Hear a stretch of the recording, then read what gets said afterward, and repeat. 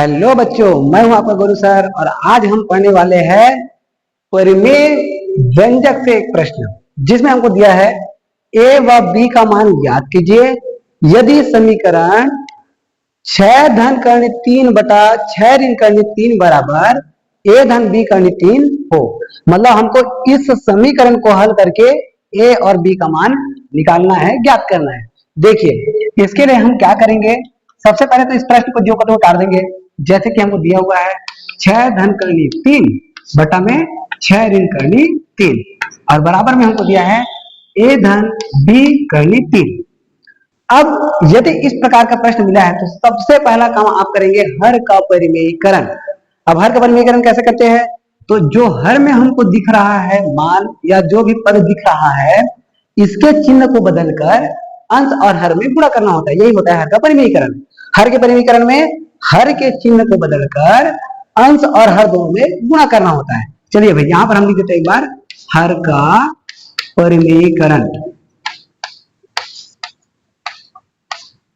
अब हर का परिमेयीकरण में क्या होता है बोले, इसको तो पहले हम उतारेंगे जो बताइए 6 धन करनी 3 बटा में 6 ऋण करनी 3।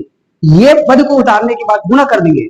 हर के पद में जो चिन्ह दिया है उस चिन्ह को बदलकर अंश हर में गुणा करना, माइनस को क्या कर देंगे हम प्लस। ध्यान समझिए, परिमेयीकरण मतलब चिन्ह को बदलकर अंश और हर में गुणा करना। तो ये हो जाएगा 6 धन करनी 3 बटा में 6 धन करनी 3। अलग अलग नहीं करेंगे भाई, माइनस है उसको प्लस करके दोनों अंश और हर में हमने गुणा कर दिया। मान लो ये माइनस के जगह में रहता प्लस, तो आप क्या करते हैं, ये जो हमने प्लस प्लस किया है ना उसको कर देते हैं माइनस और माइनस, बात वही रहता है जो कहते हो। लेकिन ध्यान दीजिए हर के परिमेयीकरण का मतलब होता है हर के ही चिन्ह को बदलना और बराबर में हमको जगह उसको उतारते जाना है, इसको कुछ नहीं करना है। ए धन बी करनी 3। अब चूंकि गुणा हो रहा है तो ऊपर का ऊपर से गुणा होगा, नीचे का नीचे से गुणा होगा। तो 6 का गुणा दोनों के साथ करेंगे। अब गुणा करने आना चाहिए, 6 का गुणा दोनों के साथ, करनी 3 का गुणा दोनों के साथ। तो 6 गुणा 6 करेंगे तो 6 छक्के 36 धन 6 गुणा करनी 3 करेंगे तो 6 करनी 3। क्या किया हम लोगों ने, 6 का गुणा 6 के साथ किया तो 6 छक्के 36 और 6 का गुणा करनी 3 के साथ किया तो 6 करनी 3 और प्लस में करनी 3 का गुणा फिर 6 के साथ करेंगे और करनी 3 का गुणा करनी 3 के साथ करेंगे। ध्यान समझिए, करनी 3 का गुणा 6 के साथ, करनी 3 का गुणा करनी 3 के साथ। तो करनी 3 गुणा 6 करेंगे तो ये तो मिल जाएगा 6 करनी 3 और प्लस में जब करनी 3 गुणा करनी 3 करेंगे तो 3 तिया 9, मतलब करनी के अंदर में 9। यहाँ पे थोड़ा सा समझिए, जब करनी के बाहर में या बिना करने वाले संख्या गुणा करने वाले संख्या के साथ करते हैं तो इस संख्या का गुणा अंदर में नहीं होगा, इसका गुणा बाहर में होगा और इसके बाहर में कुछ नहीं, मतलब क्या है, 1 है।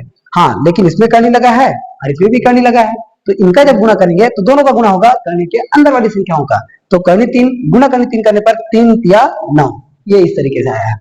और बटा में ये हमारा हमेशा फॉर्मूला पता है जब भी हम हर का परिमेयीकरण करते हैं तो a minus B A plus B, इसका सूत्र होता है a का वर्ग माइनस b का वर्ग और बराबर में जो है उसको तो हम कुछ नहीं करेंगे, लास्ट तक छापते जाएंगे a धन b करनी 3। अब देखिए यहाँ पर कर 36 को हमने छाप दिया जो करते हो।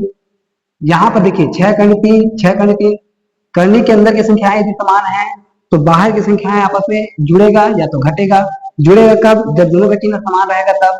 घटेगा कब, जब दोनों का चिन्ह असमान रहेगा तब। तो ये दोनों का चिन्ह समान है तो 6 और 6 मिला के 12 करनी 3 और करनी 9 का मान होता है 3।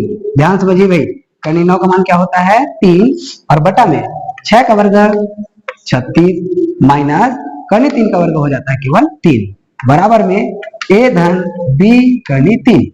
अब इस तरीके से हमने इतने को बनाया। अब देखिए बिना करने वाली संख्या को बिना करने वाली संख्या के साथ जोड़ देंगे क्योंकि दोनों का चिन्ह समान है। तो 36 में 3 जोड़ेंगे तो आ जाएगा कितना 39, ये आ गया 39 प्लस 12 करनी 3 करेंगे तो जो का क्यों 12 करनी 3 बटा में यदि हम 36 में 3 को घटाते हैं तो 36 में 3 घटाने पर कितना आ जाएगा 33 और बराबर में हो जाएगा a धन b करनी 3। अब देखिए ये 2 पद है, नीचे में केवल 1 पद है, तो इन दोनों को आप अलग अलग करेंगे। अलग अलग करने का मतलब 39 के बटा में भी 33 लिख दीजिएगा प्लस 12 करनी 3 के बटा में भी क्या लिख दीजिएगा 33 बराबर में जो दिया इसको छापते जाना है a धन b करनी 3।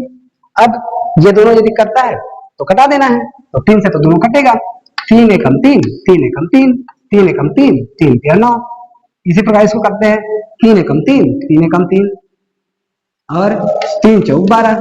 क्या क्या बचा हमारे पास देखिए, 13 के बटा में 11 प्लस 4 बटा में 11 के साथ कौन है, कर्ण 3, 4 बटा 11 और यहाँ पर कर्ण 3 बराबर में a धन b कर्ण 3। अब जब ये वाला पद इस वाले पद के जैसे एकदम सेम टू सेम हो जाए तो आप यहाँ पर करेंगे तुलना, सीधा सीधा लिखेंगे ना, तुलना करने पर। अब तुलना करने का मतलब क्या होता है उसको समझिए।